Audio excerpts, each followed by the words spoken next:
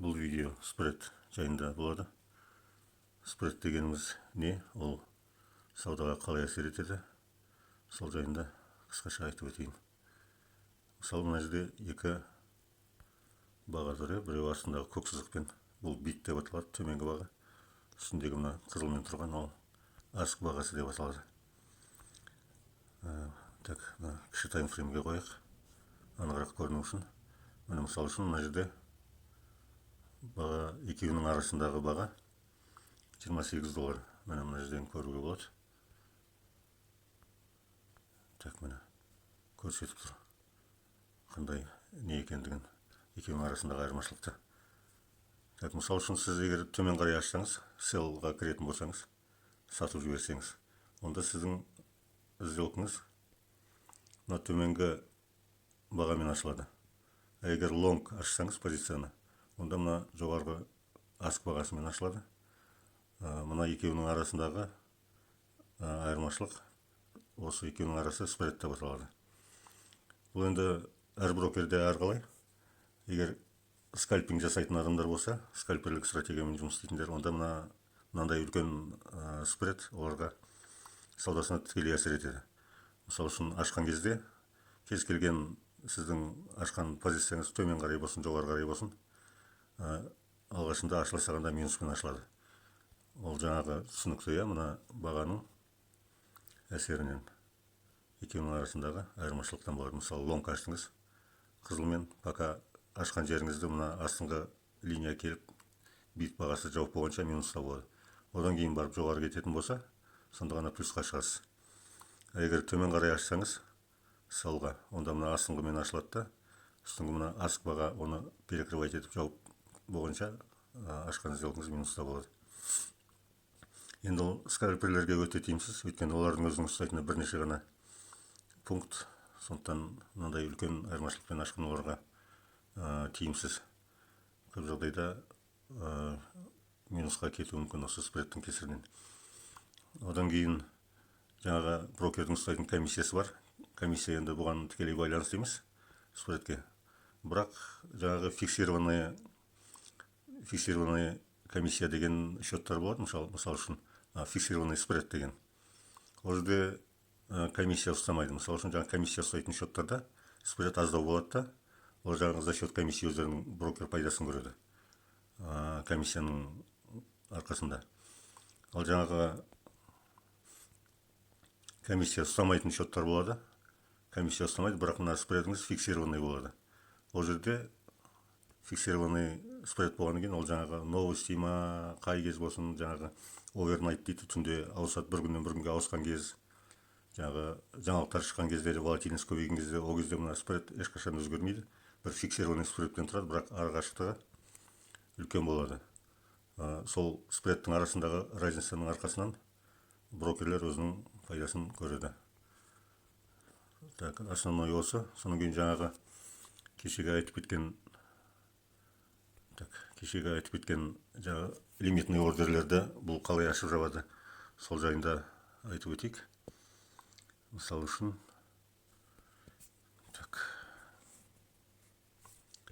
қазір бір линия қойып қояйық мұнда, чтоб мысалы мына жерден бір линия қояйық, горизонтальный.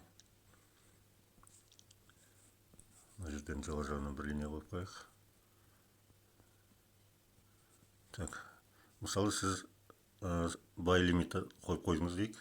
Мына жерге келгенде осы сызық сіздің қойған жаңағы лимитный ордеріңіз болсын, осы жерде мысал үшін бай лимит дейік. Баға осында келеді, мысал үшін болашақта. Так, мынаны былайырақ қояйық. Так, баға келді дейік, мына жерге келді. Тура осы сіздің қойған точкаңызға тиді. Бірақ кейіннен осыған келе салып, баға қайтадан жоғары кетті дейік. Бірақ сіздің жаңағы бай лимитіңіз ашылмай қалды, қосылмай қалуы мүмкін. Ол неге деген сұрақ болуы мүмкін. Менікі келіп тұр ғой, баға мынаған тиді ғой, мысал үшін. Мысалы, мына жерде айтайық. Баға мынаған тиді, бірақ менің жаңағы бай лимитімді өзімен бірге алмай жоғары кетіп қалды баға деп, мысалы, алып кеткенде бәленбай профит көретін едім деген сияқты басында түсінбеушіліктер болуы мүмкін. Ол неліктен болады? мысалы осы спред тікелей. Мысалы бай деген кез келген позицияңыз аск бағамен ашылады, иә, мына үстіңгі бағамен ашылады. Сондықтан мына жерге бит астыңғы баға келді, мынаған тиді, сіздің жаңағы бай лимитіңізге мысалы мына жерде жоғары кетіп қалды. Аск баға бұған тиген жоқ.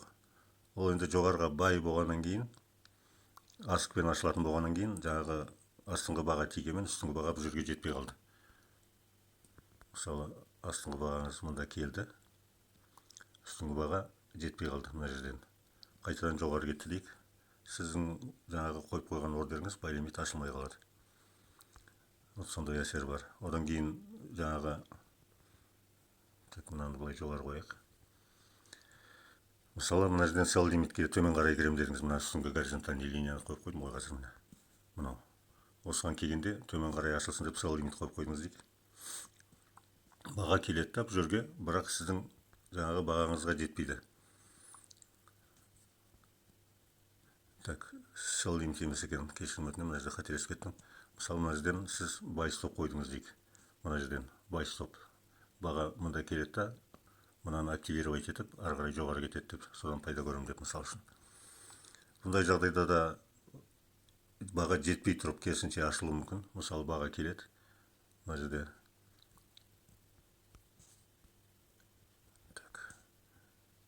мына жерде сіздің жаңағы бай стопыңыз тұр дейік.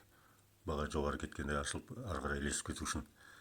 Мына баға, мына тейіндер, мына графиктегі мына свечалардың максимум минимумның бәрі мына астыңғы бағамен белгіленеді. Үстіңгі баға ол графикте көрінбейді сосын. Мысалы сіздің мынаны қайтасақ, осы баға сіздікі бай стоп тұр дейік мында. Осы жерге дейін келді дейік. Жаңағы бит бағасы графикте көрініп тұрады, осы жерге мында келді. Қайтадан төмен кетіп қалды дейік. Жетпей тұрса да, баға жетпеген болса да, сіздің мына бай стопыңыз қосылып кетті, активировать етіліп кетеді. Баға жоғары кетпейді, сіз пайда көрмейсіз, ол төмен кеткендіктен. Сіз стоп ұстайсыз, болмаса жаңағы стоп қоймасаңыз минусқа кетесіз. Ол да осы спредтің әсерінен болады. Баға жетпейді, бірақ позиция лонг болғаннан кейін, жаңағы ордер бай стоп тұрғаннан кейін, бит баға мына жерге келді, аск мынаған тиді. Аск тиіп кеткеннен кейін, ол лонгтың бәрі аскпен ашылатын болғаннан кейін, сіздің жаңағы ордеріңіз активировать етілді да, қайтадан төмен кетіп қалса, сіз минусқа кеттіңіз деген сөз. Енді оны түсінбей, жаңағы білместікпен кейбіреулер брокерлер әлгі алаяқ, алдайды, үйтеді, бүйтеді дейді. Жаңағы баға жетпей қалып. Енді позициямды қосып жіберді, болмаса әңгімелер болады да, енді кейбіреулер түсінбестіктен. Осындай нюанстарын ескеру керек. Содан кейінгі бұл енді жаңағы неге тікелей әсер етеді саудаңызға.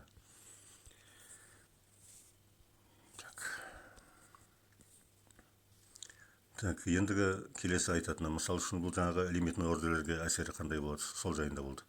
Одан кейін жаңағы овернайт дейді, жаңағы бір күннен екінші күнге ауысқан кезде баға. Сол кезде мына спред расширяться етеді. Мысалы күні бойы осы бір спред болып тұрса, жаңағы биткоин болсын, жаңағы валютный пара болсын, металл болсын, ол өзгереді. Мысалы үшін сіз төмен қарай тұрдыңыз дейік, сел болып тұрсыз. Түнде жаңағы позицияңызды жаппайсыз, мысалы мындан кірдіңіз дейік, стопты мында қойып қойдыңыз дейік, мысалға. Енді мынау түнгі жаңағы брокердің сервердің уақыты бойынша 12-де жаңағы бір күн бітіп, екінші күнге ауысқан кезде спред расширяться етеді. Сіздің мында селда тұрсыз, позицияңыз пока плюста. Түн ортасында, мысалы, баға тура осында келеді, сіздің стопыңызға жетпейді. Мына жерде стоп-лосс жаңағы, мысалы үшін. Стоп-лосс. Бұған жетпесе де, сізді стоппен жауып тастайды. Өйткені мына спред түн бір күннен екінші күнге ауысқан кезде спред расширяться етеді былай. Екеуінің арасы кеңейеді. Сондықтан жаңағы егер селға тұрған кезде, жаңағы стоптарыңызға кішкене абай болу керек. Өйткені сізді жаңағы стоппен шығарып тастап, қайтадан ертесіне төмен қарай кетіп қалуы мүмкін баға. Так, одан кейінгі айтатын бұл спредтің расширяться ететін кезі, жаңағы фиксированный спред шарт болмаса,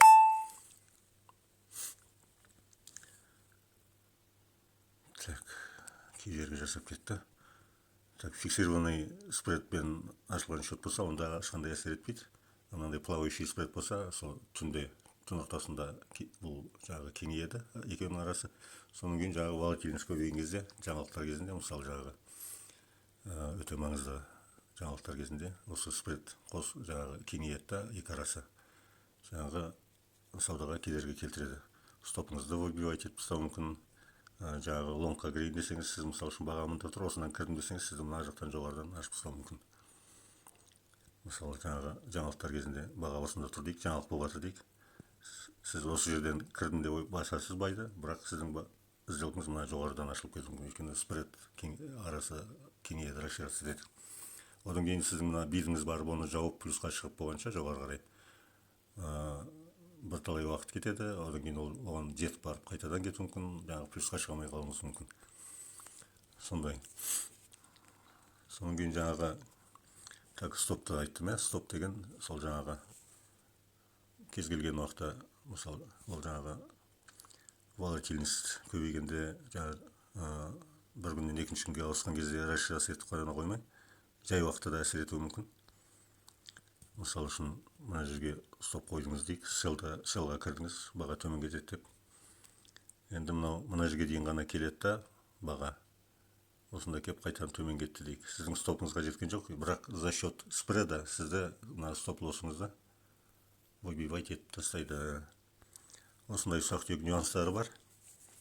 Енді қазір еске түспей айтылмай қалғаны болуы мүмкін. Бірақ осындай нюанстарды ескерген жөн. Әсіресе скальпингте бірнеше минуттық 1-2 пункт қана ұстауға бағытталған, содан пайда көретін стратегиялармен істейтін адамдар болса, осы спредті ескерген жөн.